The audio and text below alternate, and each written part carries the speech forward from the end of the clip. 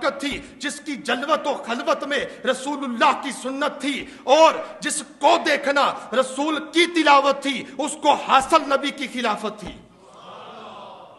امامت کے ساتھ ساتھ جس کے فیصلے میں عدالت تھی، میدان جنگ میں بہادروں کی سی شجاعت تھی، جس کے مال میں سخاوت تھی، اور جس کی عادت تھی رائے خدا میں گھر کا گھر لٹا دینا، کس زبان سے ہو بیاں مرتبہ صدیق اکبر کا، کہ یار غار محبوب خدا ہے صدیق اکبر کا، لٹایا رائے حق میں کئی بار گھر اس محبت سے کہ لٹ لٹ کر حسن گر بن گیا صدیق اکبر کا۔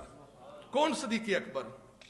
ملائکہ حضور علیہ السلام کی آستان عالیہ پر حاضر ہوں مگر قربان جائیں مقدر صدیق اکبر پر، کہ جن کے گھر سرکار 2 مرتبہ تشریف لے جاتے ہیں۔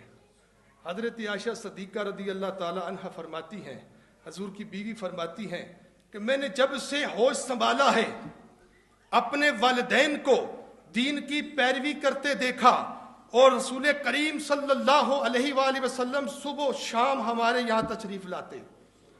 ابو ہریرہ رضی اللہ تعالیٰ عنہ سے روایت ہے کہ سرکار دو عالم نے ارشاد فرمایا کہ جب بندہ حج کرتا ہے پھر وہ فاحش کلام اور گناہ نہیں کرتا، پھر جب وہ لوٹتا ہے تو ایسے ہو جاتا ہے جیسے اس کی ماں نے اسے ابھی جنم دیا ہو۔ تو پتہ یہ چلا کہ حج کرنے والا حاجی جب حج کر لیتا ہے پھر وہ ایسا ہو جاتا ہے کہ جیسے اس کے ذمے کوئی گناہ نہیں۔ تو پتہ چلا جب بچہ پیدا ہوتا ہے اس کے ذمے بھی کوئی گناہ نہیں ہوتا۔ پھر صدیق اکبر کے مقدر پر قربان جائیں، پھر جو کعبہ کے کعبے کو دیکھنے والا ہو، کعبہ کے کعبے کو دیکھنے والا ہو، نماز پڑھنے والا نمازی ہو، جہاد کرنے والا غازی ہو، حج کرنے والا حاجی ہو، اور حالت ایمان میں حضور کو دیکھنے والا صحابی ہو، پھر اس کی شان یہ ہو افضل البشر بعد الانبیاء جس کی شان ہو۔ تو پھر کہنے دو کعبے کی زیارت کرنے سے، کعبے کی زیارت کرنے سے حقدار جنت کے بنتے ہیں، بھلا ان کو ہم پھر کیا سمجھیں جو یار کے گھر میں رہتے ہیں، بھلا ان کو ہم پھر کیا سمجھیں جو یار کے گھر میں رہتے ہیں۔ کون صدیق اکبر؟ جس نے کلمہ پڑھا کلمے والے کو دیکھا، اذان سنی تو اذان والے کو دیکھا، قرآن پڑھا صاحب قرآن کو دیکھا، خطبہ سنا خطبے والے کو دیکھا، درود پڑھا درود والے کو دیکھا، جس کی شان نبی علیہ السلام نے یوں بیان فرمائی ہے کہ تمام انسانوں میں سب سے بڑھ کر مجھ پر اپنی صحبت اور مال سے احسان کرنے والے ابو بکر صدیق ہیں۔ کہہ دو سبحان اللہ۔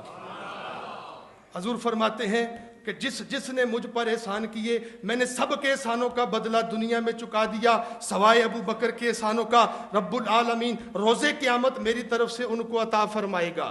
حضور فرماتے ہیں کہ مجھے کبھی بھی کسی کے مال سے اتنا نفع نہ پہنچا جتنا ابو بکر صدیق کے مال سے پہنچا۔ حضور فرماتے ہیں اگر میں خدا کے سوا کسی کو اپنا خلیل بناتا تو وہ ابو بکر صدیق کو بناتا۔ سن لو کہ میں اللہ کا خلیل ہوں۔ مقدر صدیق اکبر پر قربان جائیں، شان صدیق اکبر پر قربان جائیں، کہ حضور علیہ السلام ارشاد فرما رہے ہیں کہ میں ابو بکر صدیق کا اس قدر احسان مند ہوں کہ میں نے ان کے احسانوں کا بدلہ دنیا میں نہیں چکایا بلکہ رب العالمین روز قیامت میری طرف سے عطا فرمائے گا۔ عمرو بن عاص فرماتے ہیں کہ حضور کی بارگاہ میں حاضر تھے، دوران گفتگو عرض کی یا رسول اللہ صلی اللہ علیہ وسلم ارشاد فرمائیے آپ کو سب سے زیادہ محبت کس سے ہے؟ تو حضور علیہ السلام ارشاد فرماتے ہیں کہ مجھے سب سے زیادہ محبت حضرت عائشہ صدیقہ رضی تعالیٰ عنہا سے ہے۔ وہ فرماتے ہیں پھر عرض کیا یا رسول اللہ صلی اللہ علیہ وآلہ وسلم ارشاد فرمائیے کہ مردوں میں سب سے زیادہ محبت کس سے ہے؟ تو سرکار دو عالم ارشاد فرماتے ہیں ابوہا یعنی عائشہ صدیقہ رضی تعالیٰ عنہا کے باپ ابو بکر صدیق رضی تعالیٰ عنہ سے۔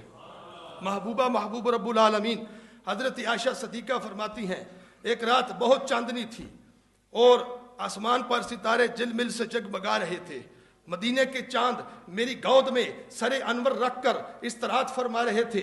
जब मैंने आसमान के सितारों को देखा, हजूर की बारगाह में अर्ज किया, या रसूलुल्लाह सल्लल्लाहु अलैहि वसल्लम, क्या किसी की नेकियां आसमान के सितारों के बराबर भी होंगी?